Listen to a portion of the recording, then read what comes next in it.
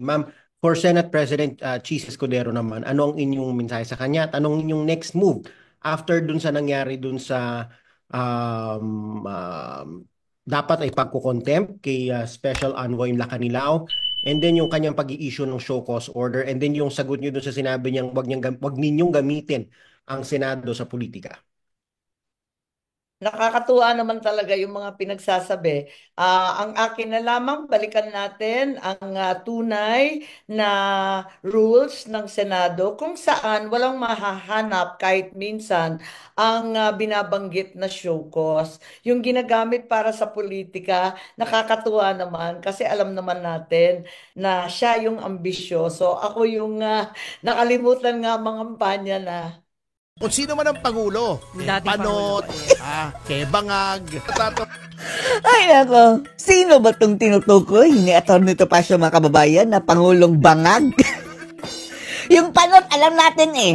Kilala natin yung panot eh. Pero yung bangag mga kababayan na tinutukoy ni Topacio, sino kaya iyon? Blind item? Puro daw kakengko yan ang mga pinagagawa ngayon mga kababayan eh. Akalain nyo, halos maglulundag daw sa tuwa ang kanyang mga tauhan mga kababayan nitong sinasabing bangag na Pangulo.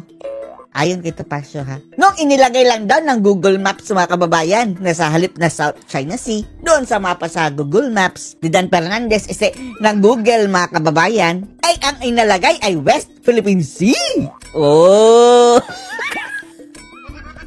Kung hindi lang daw mga kengkoy ang mga taong ito mga kababayan. Na ang UNCLOS nga na international body, international tribunal mga kababayan, ano man yon, hindi ginagalang ng China ang Google Maps pa. Anong uring propaganda na naman daw ito mga kababayan? Ang liit naman daw ang kanilang kaligayahan. Panoorin niyo po ha. kung sino man ang Pangulo, Dating Panot, Pangulo, yes. Bangag, tawa lamang ako. Ay, nako, bakit kaya nasabi nito pa siya kung sino man Pangulo ni Panot, Ibangag? Panoorin po natin na kung bakit. Dahil tuwan-tuwa itong mga ibang tao Yay! na yung Google Maps daw ay Inilagay na daw ang West Philippine may Sea. nakalagay na roon isang portion na West Philippine Sea. Tapos, surrender na ang China. Sasabihin na ng China na, sige, hindi na namin yan ipaglalaban dahil nakalagay na sa, ni Dan Fernandez sa Google Maps eh. OMG.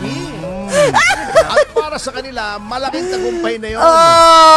Alam nyo, talagang ang tawag ko sa area na yon, kahit sa mga right... Talaga namang West Philippine Sea sa atin yun mga kababayan. Dahil mayroong batas eh. Pero ang problema, hindi yan ina-acknowledge ng China. Ko, tingnan nyo kung hindi totoo.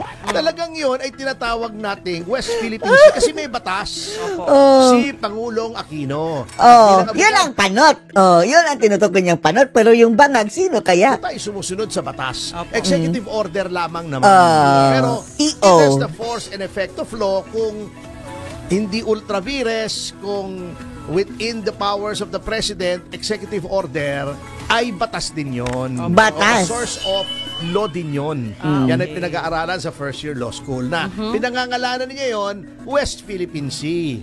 Okay. Since siya ang Pangulo ng Pilipinas noon at tayo mga Pilipino, siyempre susunod tayo sa sinasabi ng ating Pangulo. Kung sino man ang Pangulo, Dating Panot, Pangulo, yes.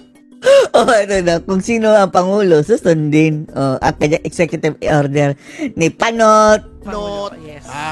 Bangag. Sino yung bangag? Sino yung bangag? Wala akong sinasabi kung sino yun, ha? Mga ulo So, limitado lang mga kababayan. Ito pa siya na nagsabi niya na, ilan na naman ang naging Pangulo sa ating bansa Kay Magulo, kay Hilo, kay Magulo, Hilo. Palamura. In fairness, binanggit niya lahat mga kababayan. Nananaba ko, ay may suksok na tawa ko sa bibig. Ano yun? Si FBR. Kahit sino, kay laging lasing. Laging lasing. Sino laging lasing na Pangulo? Kasi ang importante, kung sino yung Pangulo nung panahon na yun, yun yung masusunod. Kaya tinatawag ko talaga dyan, West Philippine Sea. Opo. Pero ang problema naman, Ang hindi problema. naman po ang Pilipino eh. Hindi naman po ang Pilipinas. Ayun. Ang problema ay ang international community at lalo na ang China. Ang China. Nagkiklaim noon na teritoryo niya yung portion na West Philippine Sea. Ngayon, kung nilagay ng Google yung West Philippine Sea, kasi question, ano ba yung West Philippine Sea? Opo. Tayo, tinatawag natin yung West Philippine Sea. Hindi naman nire-recognize sa China. Anong silbi noon? Google Maps yun eh. Yung Google Maps naman, hindi naman binding yung kahit kanino eh.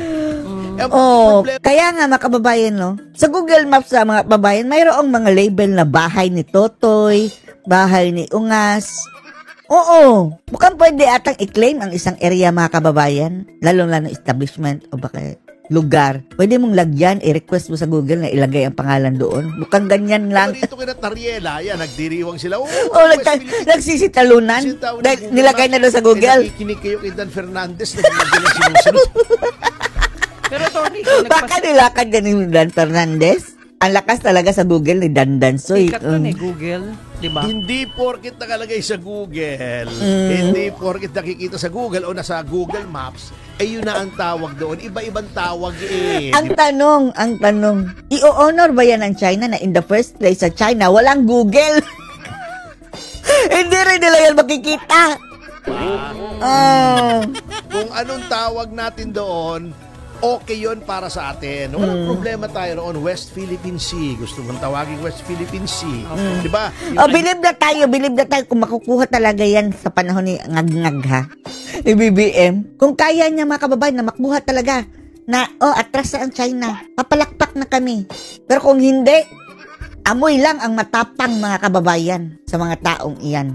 Lungin, ibang tawag ng ibang mga Benham rice, may mga ganon. Iba ang tawag yung islands na yung pinag-aagawan ng Japan, China. Iba. Ng mga Japanese, ibang tawag ng mga Chinese. Yun ang problema sa international law. Yung Google Maps, hindi po binding yun. Yun ng arbitration eh. Ang liit mga kababayan ng parang nonsense victory mga kababayan. Panloloko lang sa iyong sarili. Dahil wala namang bearing yan eh. Talagang sa ating pag-aagawan. Yun ngang arbitration eh. Arbitration. Hindi kinikilala ng China. Ito bang Google Maps kayo naman Ang arbitration ruling mga kababayan, hindi kinakilala ng China. Ang Google Maps pa kaya. In the first place, nakaban ang Google sa China mga kababayan. Well, actually, pag ginagamit ko yung Google Map mas hindi masyadong accurate. Hindi talaga binding yun. Ang pagtuunan ninyo ng pansin ay etong mga problema ng poverty o paghihirap at gutom ng etong sinangag-ngag mga kababayan obsessed sa West Philippine Sea na talagang ipapakain nila sa ating mga kababayan na yan talaga ang problema ng bayan. Diyos ko. Ang layo na sa sikmura namin. Ang layo. Ang importante sa amin BBM yung safety, security, mawala yung addict sa paligid na nasa salot. Pilipino, kita nyo ha, yung, di ba pinag-usapan na natin yan, yung self-rated poverty noong Marso. Ito, yan. Yung poverty mga kababayan, isa din yan. Problema ng bayan. Yeah. Hindi yung West Philippine Sea. Ano bang, unahin pa ba natin yung West Philippine Sea? Na ang tagal na yung nag-aagawan mga kababayan sa panahon pa ni Marcos Sr. Samantala, ang problema na sa harapan na natin ngayon. Krisis sa bansa. Kriminalidad. Droga. Tumaas. Can you imagine? 52% na ng mga Pilipino dumarami ang naghihirap. Sinasabing sila ay mahirap. More than half. Ito social weather station to hindi to the Stratford. The Stratford. O kung ano-anong survey na yung nangunguna doon si Kikot, si Bam. Ay, pagpag. Hindi yung mga survey yan Ala. Survey test. Madaling matunaw. Samantalang, nung Oo. 2024, December. Ha? Eto, last January, 50% lang. 51% din last February. At ang pinakamataas pala, noong December 2024, kung saan sinabi ng mga Pilipino, 63% na nagsabing Grabe, sila no? ay mahirap. Oo. At 12% ang sinasabing sila ay borderline. Hindi yan madidinay ng Malacanang mga kababayan dahil kung hindi talaga tumaas yung kahirapan, bakit panay pamigay nila ng ayuda? Diba? Paano nila ma-justify yung ayuda kung walang mahihirap na mga kababayan? Ang tatanga, diba? Yung mga propaganda nila. Ibig sabihin, nasa bingit sila ng hirap at pagiging maginhawa. Yun ang mabigat. Sino bang Pangulo noong December 2024? Oh. BBM! Ayun, oh. BBM! Pangulo noong January 2025? BBM! BBM! Ito na. Wala talaga ang Pangulo. Oh, so sino ang dapat ikihin? Yun ang problema natin. Hindi na, kasi naman tayo. Oh. Yang sinasabing Tapos sinadivert nila ang problema sa West Philippine Sea, mga kababayan. At ipagpipilitan pa ng mga buhaya, no? Yung sa CRITCOM, mga kababayan. Bakit hindi nyo tinatapik ang West Philippine Sea? West Philippine Sea, paki namin dyan. Unahin nyo ang problema talaga ng bayan. Para ba kalimutan ang inyong mga kagaguhan? Mga kaululan? Doon kami sa West Philippine Sea. Feeling natin, mga kababayan, sila lang nang papalaki lang yan eh. Para pag-usapan. Oh.